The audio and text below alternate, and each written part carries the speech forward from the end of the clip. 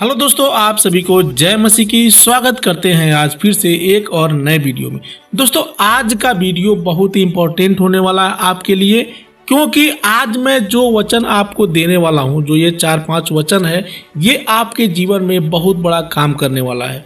देखिए, बाइबल में तो ऐसे बहुत सारे वचने हैं जो कि एक मसीही जीवन को आत्मिक रूप से आगे बढ़ना सिखाते हैं। देखिए, हम मसीही जीवन में खुश तभी रह सकते हैं जब हम बाइबल को पूरे मन से और अपने आत्मा से समझेंगे।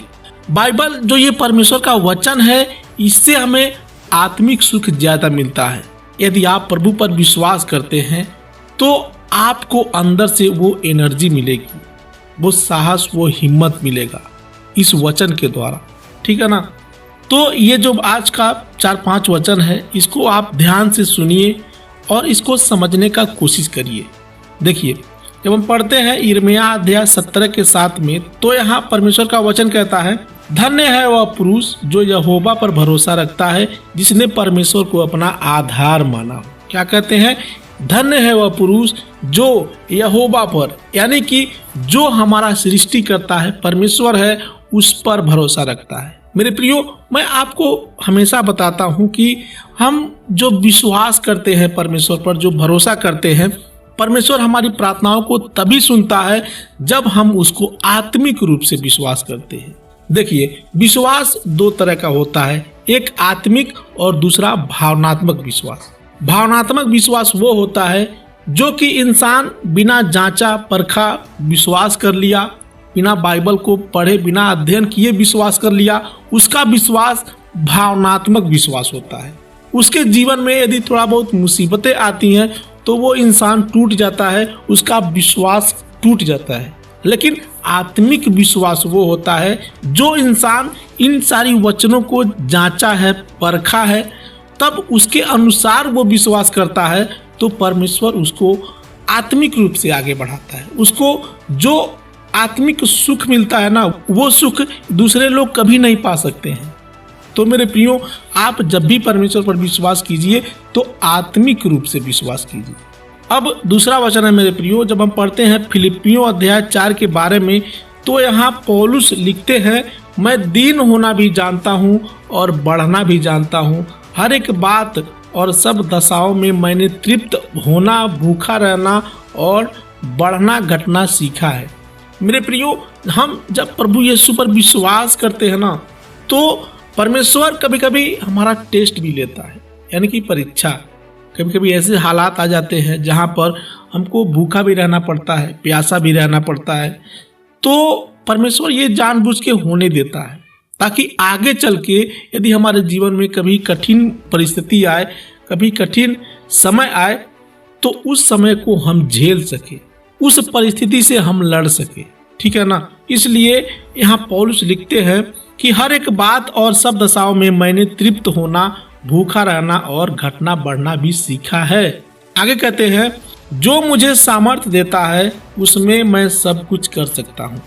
हमें सामर्थ्य कैसे मिलती है? इस वचन से मिलती है। हमें आत्मिक रूप से, यदि हम जंगल में हो, पहाड़ पर हो, या फिर घोर अंधकार में हो, कहीं पर भी हो, परमेश्वर हमारे अंदर है। हमें आत्मिक रूप से वो एनर्जी देता है।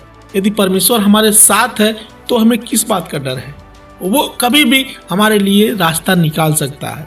वचन कहता है ना कि परमेश्वर हमारी सहने से ज़्यादा परीक्षा नहीं लेता है, हमारी उतना ही परीक्षा लेता है जितना कि हम सह सके। ठीक है ना? तो यहाँ वचन क्या कहता है कि जो मुझे सामर्थ्य देता है उसमें मैं सब कुछ कर सकता हूँ। परमेश्वर, तू हमारे अंदर है तो मैं सब कुछ कर सकता हूँ। ठीक है ना? नीति वचन अध्याय 16 के 3 में लिखा है, अपने कामों को यहोवा पर डाल दे, इससे तेरी कल्पनाएं सिद्ध होंगी। क्या कहते हैं कि अपने कामों को यहोवा पर डाल दे, पूरी तरह से अपने आप को समर्पण कर दे, अपने आप को तू छोड़ दे परमेश्वर के हाथ में कि परमेश्वर तू मुझे चला। मैं एक कमजोर इंसान हूँ, मुझसे हमेशा गलती होते हैं, पाप होते हैं, इसलिए मैं अपने आप को नहीं चला सकता। तू सामर्थी परमेश्वर है, तू हमें जीवन देने वाला है, तू मुझे चला। इसलिए यहाँ वचन में लिखा है कि अपने कामों को यहोवा पर डाल दे, यानी संपूर्ण रूप से अपने आप को तू परमेश्वर को दे दे। इससे तेरी कल्पनाएं सिद्ध होगी। परमेश्वर आपकी हर एक योजना को पूरी करेगा। आपके मन में क्या है, आप क्या सोच रहे हैं, वो परमेश्वर आपकी सारी जरूरतों को पूरी करेगा अपनी इच्छा अनुसार। ठीक है ना। अब अगला वचन है यशायाह अध्याय 41 के 10 में वचन कहता है, मत डर क्योंकि मैं तेरे संग हूँ, इधर उधर मत ताक क्योंकि मैं तेरा परमेश्वर हूँ, मैं तुझे दृढ़ करूंगा और तेरी सहायता करूंगा।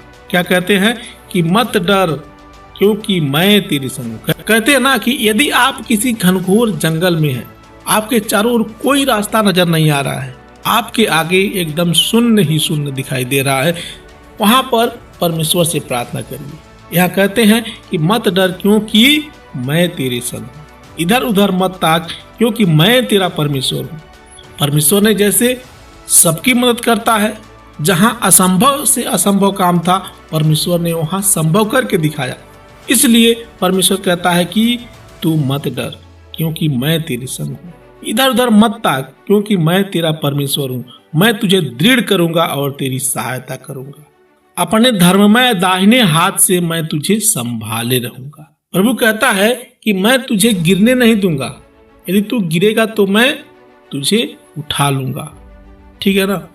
आशा करता हूं कि आज का वीडियो आपको अच्छा लगा होगा।